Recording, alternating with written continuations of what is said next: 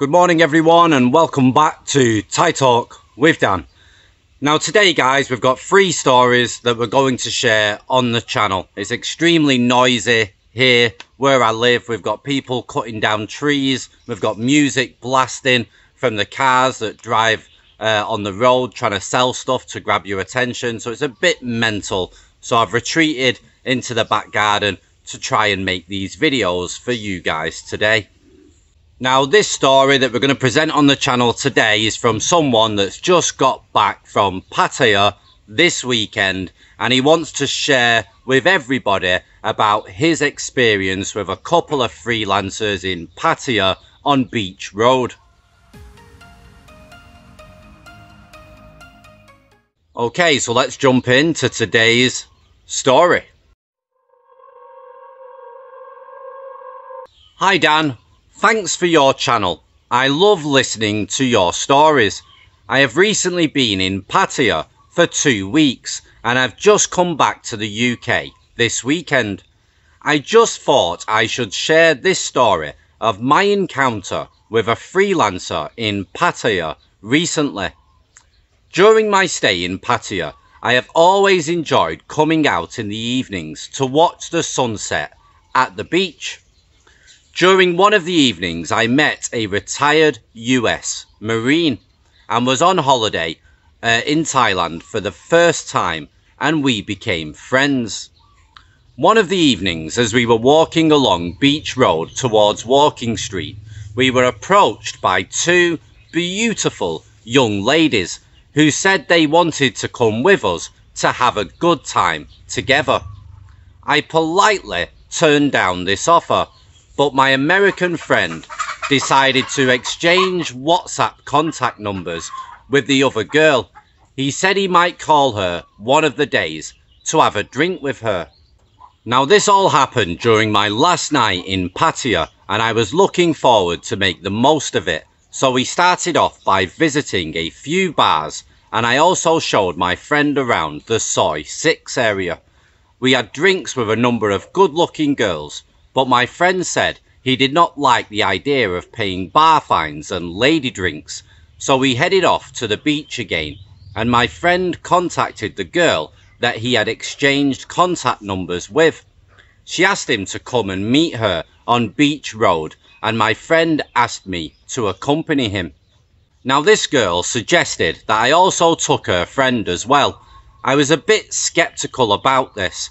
The friend approached me smiling, and she introduced herself to me, and in the end I just decided to go along with this after realizing the girl was not bad looking after all.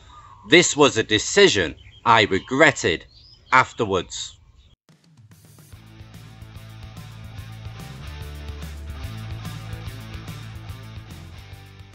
So we took a motorbike taxi to go to my hotel and passed through 7-Eleven to get some drinks. A few minutes after entering my room, I noticed that the girl was on her phone and appeared to be texting someone, which seemed a bit suspicious. She had not even finished her drink and she demanded that I pay her up front. I had heard about this scam before from other channels and it was suggested that you should not agree to this. However, the girl started raising up her voice and started screaming at me, saying, "Pay me now. You brought me here. I am a working girl. You have to pay me now." I asked her to stop shouting because she was going to wake up my neighbours. She even increased her voice, continued shouting and making threats that she was going to call the police. I said to her, "Stop threatening me because you're not a working girl. You're a scammer. I am the one who is going to get the police on you, and I am going to call the hotel security now. They already have your ID card and details in reception." She called her friend from her mobile phone and she said to me, "You ask your friend. He has already agreed to pay my friend up front." She put her phone on loudspeaker and my friend confirmed that she was telling the truth. He had paid his girl up front and there was no problem. However, by then I had already been put off by the girl's attitude and I said to her, I don't want you in my room. Can you leave now?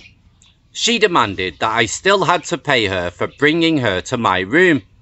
I did not agree with this, and I told her that I would only pay for her motorbike taxi to go back. She refused and demanded that I have to pay her at least 1,000 baht minimum or else. If she calls her friends and police to come, and I would have to pay much more. I refused to be intimidated and called the hotel reception and asked them to come and remove this girl I had brought with me because she was trying to extort money from me by making threats and was being disruptive. The staff at the hotel asked me, "Sir, where did you get this girl from?" And I told them that I met her on Beach Road. They said to me, "We have had a lot of issues with these girls from Beach Road and this might escalate to become a big problem." They advised me to pay the 1,000 baht that she was demanding because if the police attended, I would have to pay much more. I then gave her the 1,000 baht. I told her that I was not happy about this because I only do payment after service. She tried to explain that she had a bad experience with another Falang customer in the past who refused to pay, and he attempted to strangle her when she asked for money afterwards. I explained to her that I was not a bad person. By this time, she appeared to be a bit more calm and asked to use the bathroom.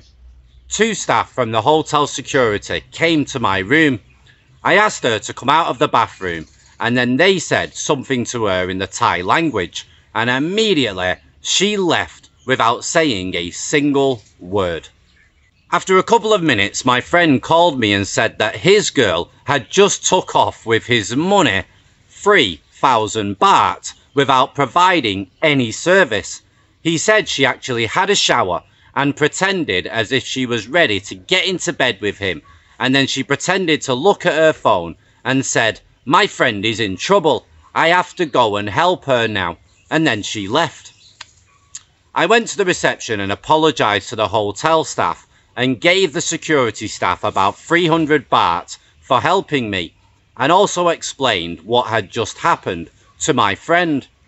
They said that I was actually very lucky because the previous week they had another guest who had a similar situation, and he ended up forking out around 8,000 baht in total because he refused to pay and the police had to attend, and he ended up paying much more.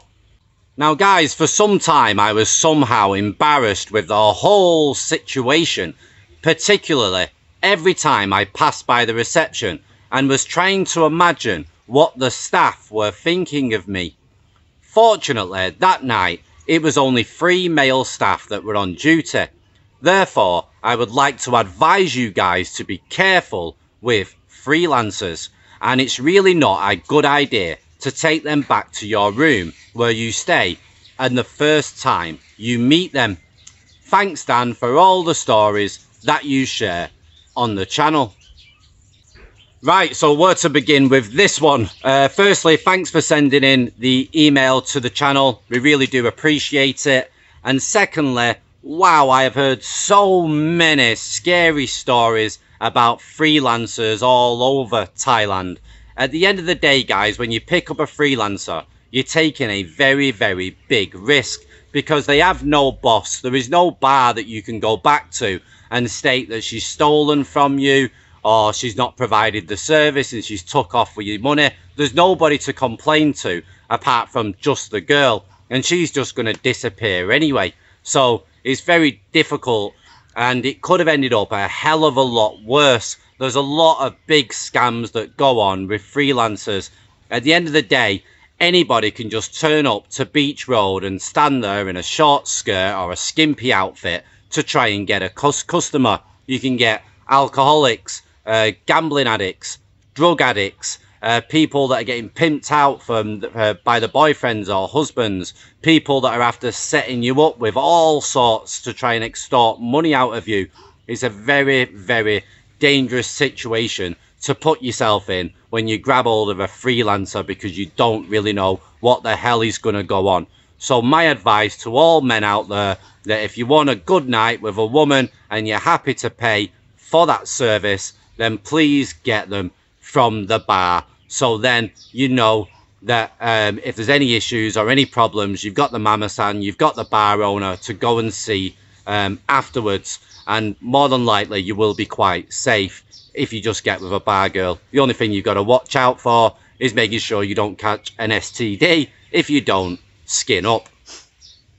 Right guys, if you've got a similar story about a freelancer here in Thailand, then please send your email in to thaitalkwithdan@gmail.com, and hopefully we can share the story on the channel. Now I've got 2 more stories I'm going to try to get through today, but it's extremely noisy here where I live today. I've got chickens, roosters, people blasting out music, people cutting trees down.